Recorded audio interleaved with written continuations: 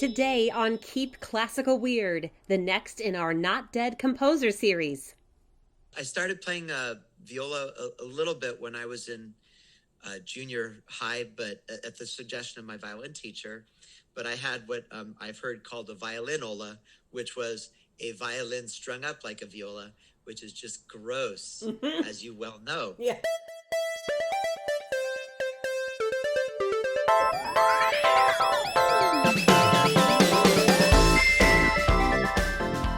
Welcome, friends, to episode 40 of Keep Classical Weird. I am your host, Casey Bozell, and today we're talking with composer and arranger Mark Fish.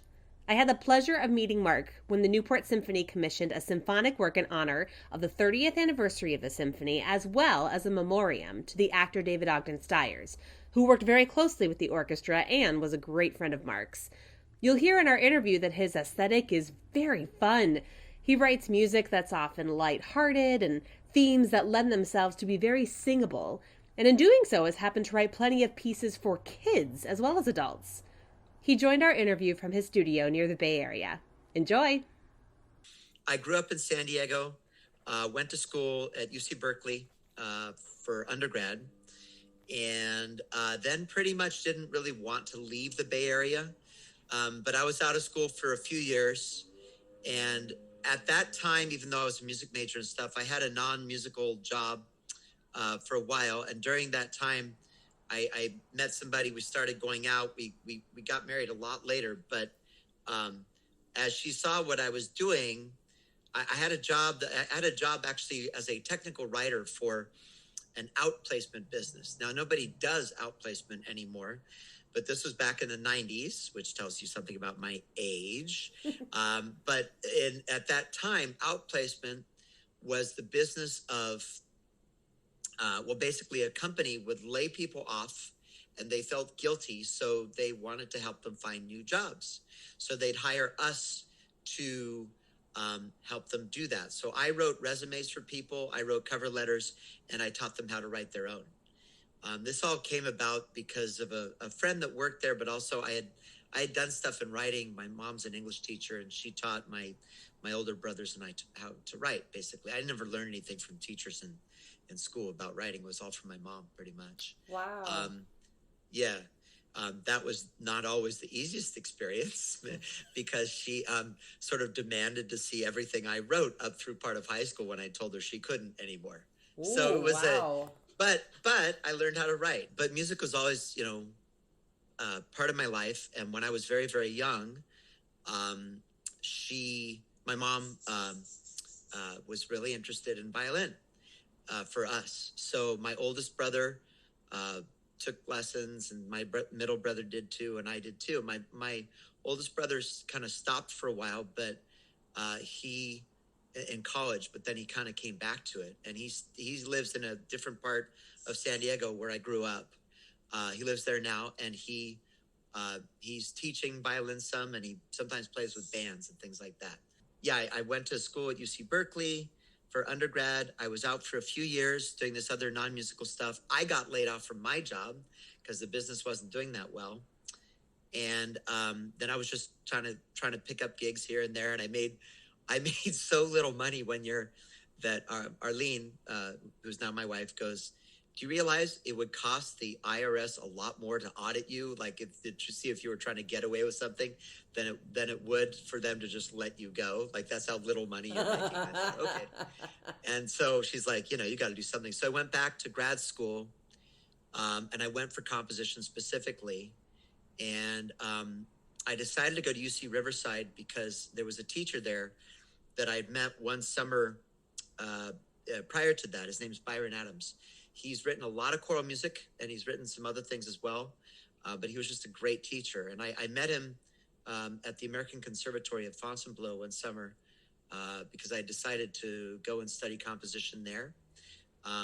It was that's the school that's the place where Nadia Boulanger taught all these famous composers like Aaron Copland and David Diamond and other people. Yeah. And so studying with her, if she had been alive at the time, that would have been great. But it was still a very highly regarded school. And I went to study there with a couple people, but They were kind of, well, one person in particular, but he was very flaky about lessons. And Byron Adams was there to teach solfege. He wasn't there to teach composition. But since this other guy was kind of flaky, he took students on.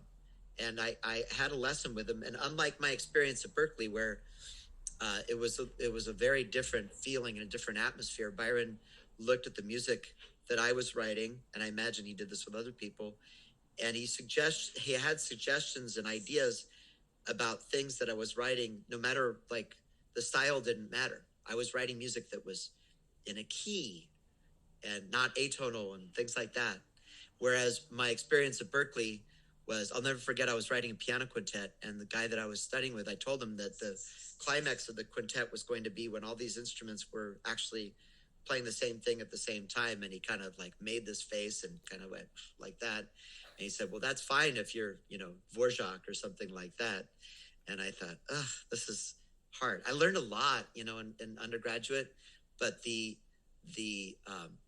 that kind of emphasis was just really stifling. And so I can imagine. Was that an environment where, because I've found, as a performer, from the performance side of things, I found that there are kind of, this is an oversimplification, but like two schools of thought, and one is that like kind of that you're talking about the compositions that you do, which are like tonal, and the music you kind of want to hear, and you want to maybe collaborate with people. And then there's also like this whole school of composition for composers, almost like it's really cerebral and it's really conceptual, but like those are two forks in the road, and one of them sells better. Well, I mean, one does sell better. That's not why I do it. I mean, I've certainly been kind of in one camp more than the other part of the time, but then I've kind of switched camps too. Like, there's a solo clarinet piece that I wrote a long time ago while I was undergrad. I'm proud of it. It's like 6 minutes long, and it's kind of out there. Cool. And I'm glad I wrote it, and I'm not against it. My whole problem with all this stuff is it's when you feel that what you are doing is right, and therefore that people who don't do that are, looking backwards and all this kind of stuff. I think that over the course of time, that the attitude in doing whatever you do, it makes a huge difference. It doesn't matter what your profession is. If you decide to take it in such a way that you're going to be arrogant about it and feel that what you're doing is right, which is kind of what the ivory tower is. Mm-hmm. And that's what I kind of experienced a lot as a student at Berklee in many ways. Then, how can you go about like helping other people learn anything? And so that when my experience in graduate school was very different than my experience in undergraduate. And here was this teacher. I mean, I went to study with one teacher. I did study with other people, but it was working with him in particular that made a huge difference in my music. And also, in particular, he didn't look at things like he was only interested in tonal music. His whole thing was, well, number one, is the music that you're writing, the one thing he used to say, and still says, I know, is, I won't allow your music to be boring. It can't be boring. And I wrote this, I was writing this string quartet when I was studying with him. And he said, wow, you changed keys. I'm like, what? He said, I find a lot of the time, and at that time he was teaching more undergrads than graduate students, but he said a lot of the time that people will not naturally sort of change keys. I have to like get them to do that.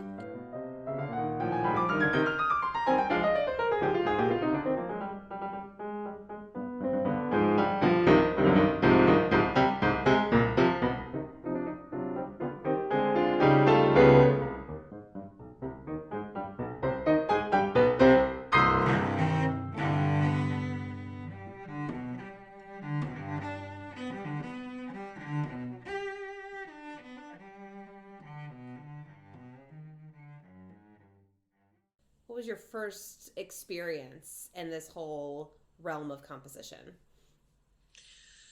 Well, when I was in probably junior high, maybe beginning of high school, I started sort of doodling around at the piano.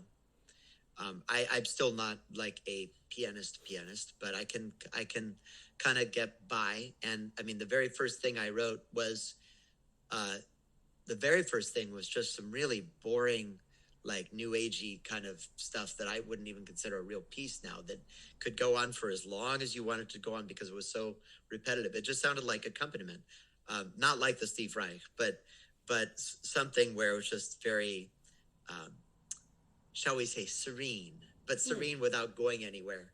And it was just chords. It was just repetitive chords. The first thing that I wrote that I would consider a real piece was towards the end of high school. It was a short, jazzy sort of thing called City Movements. And it's probably, well, I can play a little bit of it just so you hear some actual music rather than just us Oh, talking. that would be great. So,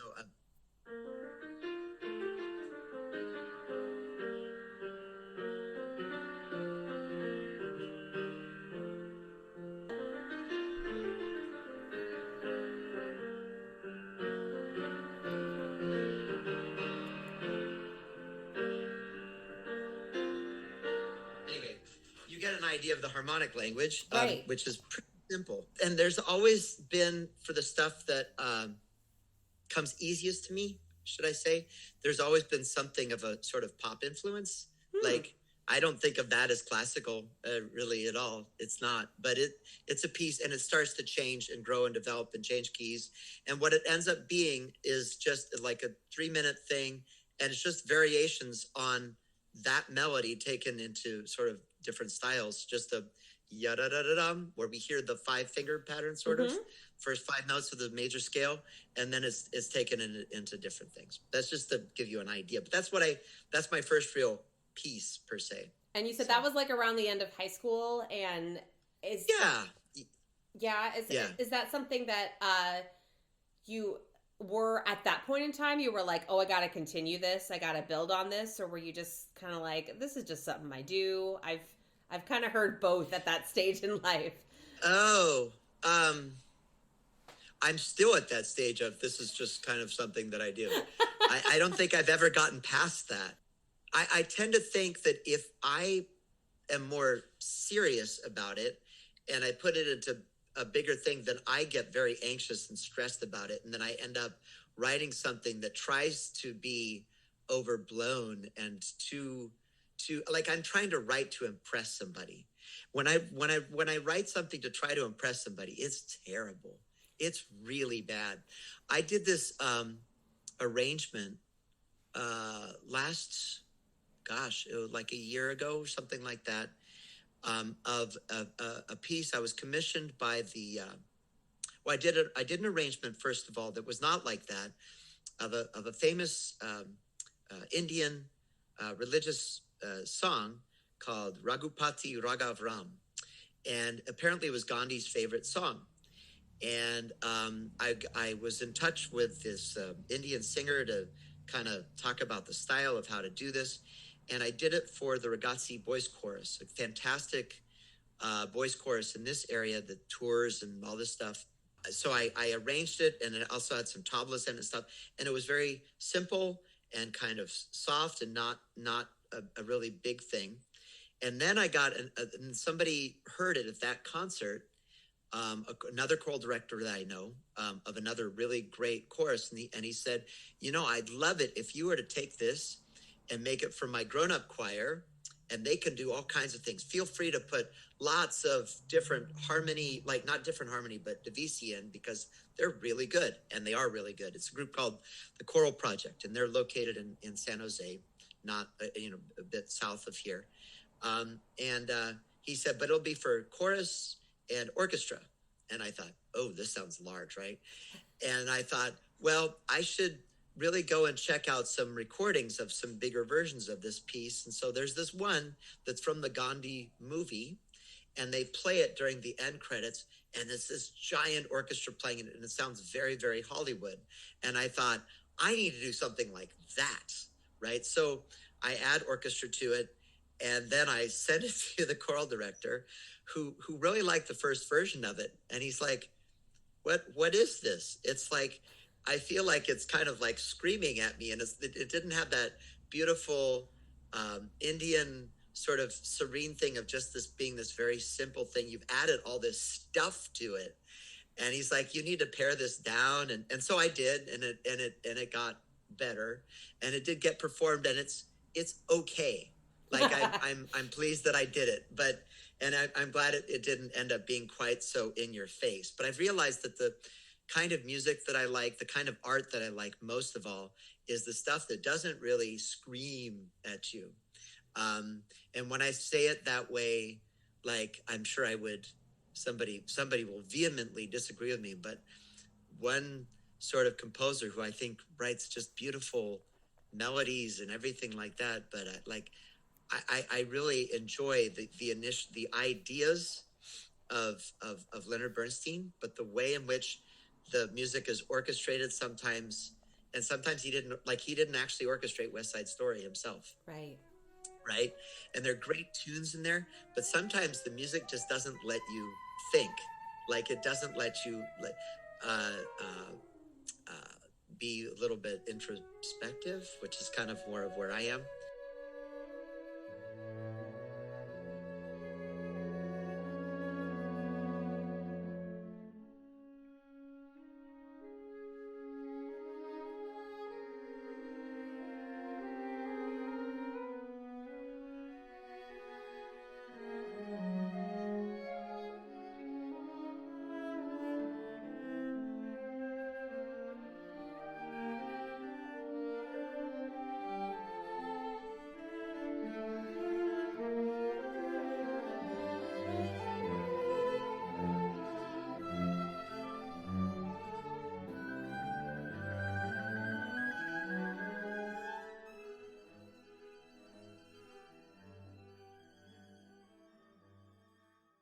Do you think that sitting and thinking about things is kind of like your natural state, or? Yeah, like, so I don't know. I'm going to compare this to TV a little bit. You know, the kinds of TV shows I've gotten into in the last, I don't know, 5-6 years at least, are these comedies that don't have laugh tracks. So, like, I love, although it's kind of cringy in certain ways, I love The Office. Mm-hmm. Our whole family loves The Office, and Parks and Recreation. And if I compare those, and I like making this comparison because these are maybe things that people can identify with more. But if I used to like watching Seinfeld a long time ago, but it's very like in your face, New York sort of humor in the same way that Bernstein is sort of New York-ish music, and it's fine. But when I don't have a laugh track, then nobody's telling me when to laugh. And I can decide whether or not I think it's funny. There's some liberty, there's some freedom there. And that also it means that if I watch something the second time and I pick up new things that I didn't catch the first time, there's something more to listen for, more to watch for. And especially with things like The Office that I've watched multiple times, I catch those things more. In non-pandemic times, where do you find yourself gathering inspiration? Oh yeah, I knew this was coming up, and actually for me it's a really hard question to answer. Okay. It's a good question. So it depends on the piece. There was a piece that I wrote that was actually recorded by some people up in your neck of the woods. Called Pictures of Miro. When my wife and we decided to go on our honeymoon to Spain and France. And I was at that time, there's a lot of 20th century surrealistic art that I really like. And there was a painter whose paintings I was sort of investigating, and I knew that we were going to go to Barcelona. And in Barcelona, there is a whole museum dedicated most of all to his work.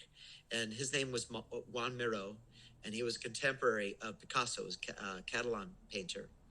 And so I wrote this piece after we visited Barcelona, and it's a set of 11 musical depictions of paintings of his, some more famous than others.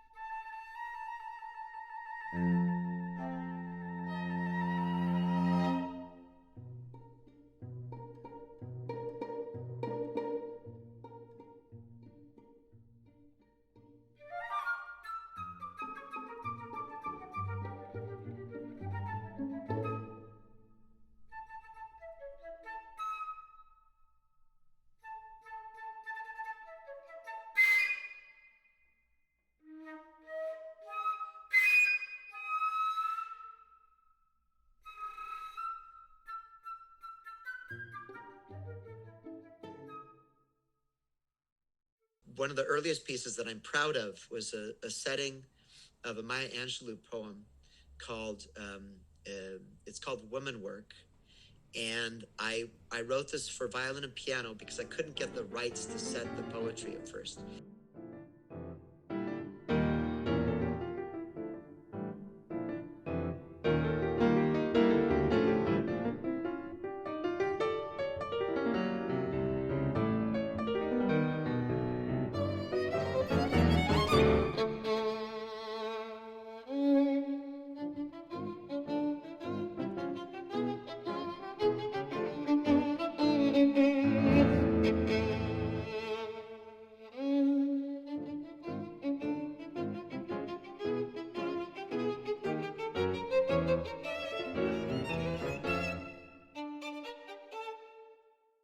Miss Angelou was Dr. Angelou was very protective of her poetry, and you couldn't set it to music.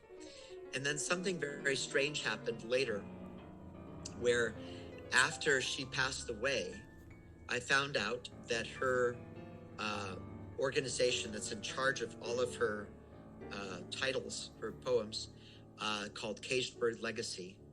She wrote a poem called I Know What the Caged Bird Sings. Anyway, they actually gave out the rights if you were willing to pay for it and do this stuff. So at that point, I took the same melody for Woman Work.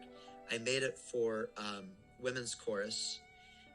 And then later after that, I actually orchestrated it and got the San Francisco Ballet Orchestra to record it with a good soprano in this area named Kate Fruchterman.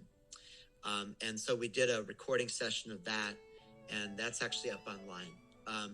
So I'm hoping people would go and listen to that.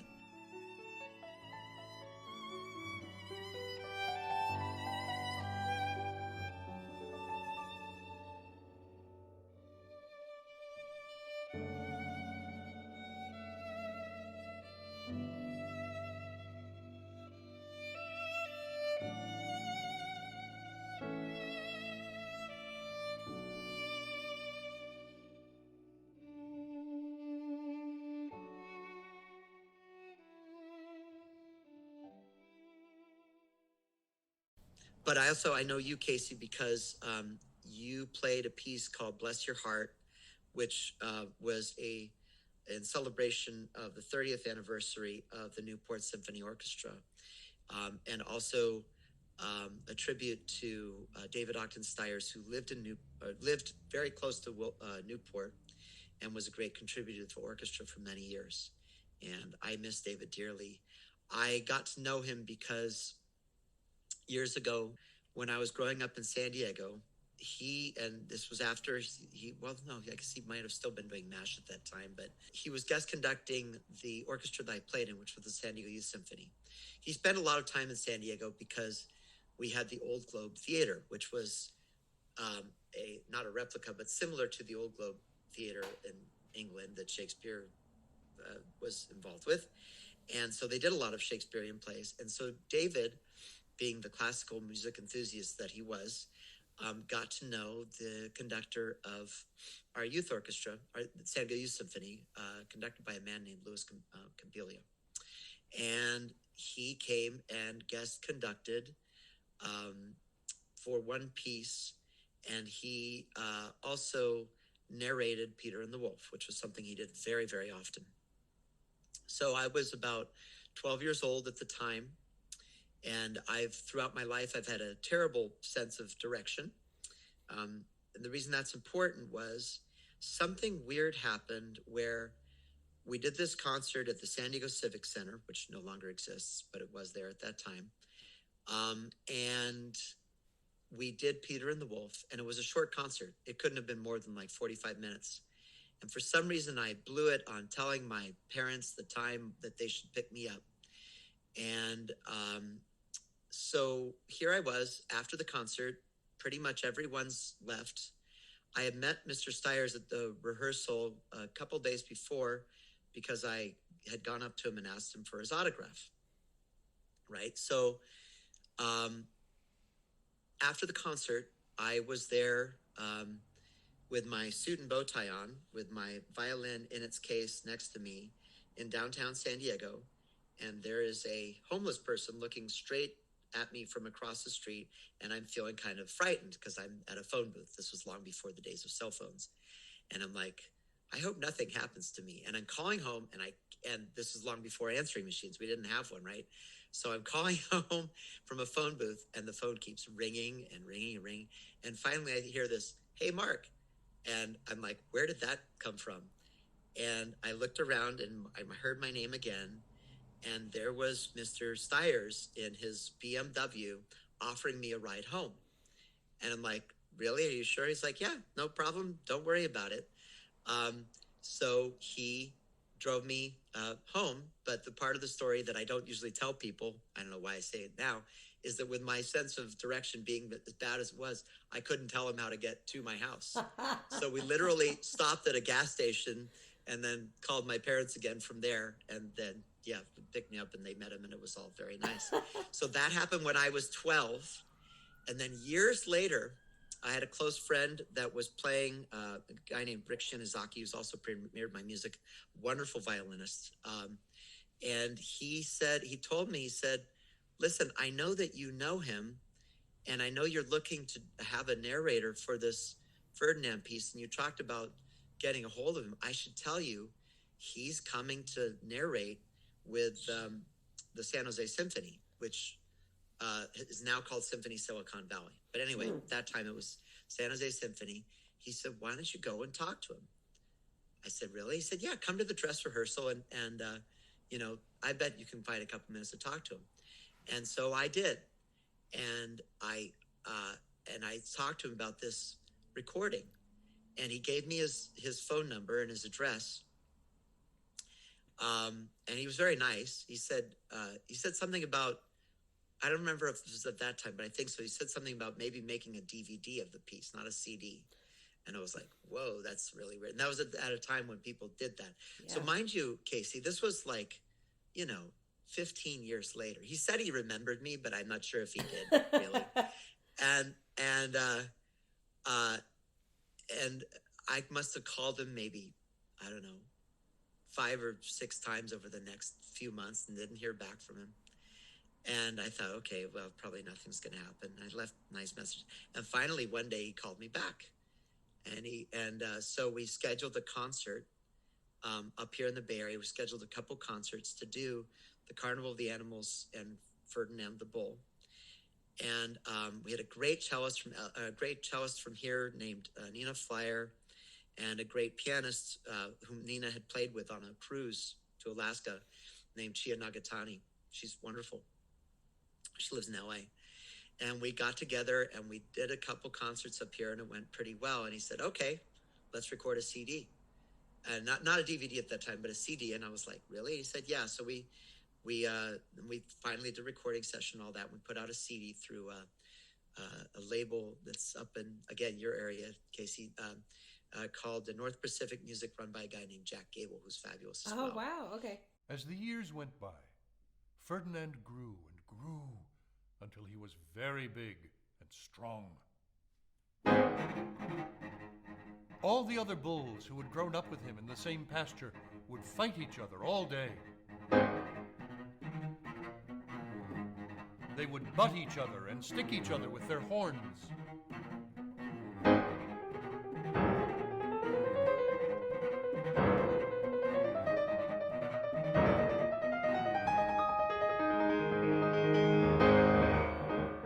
What they wanted most of all was to be picked to fight at the bullfights in Madrid.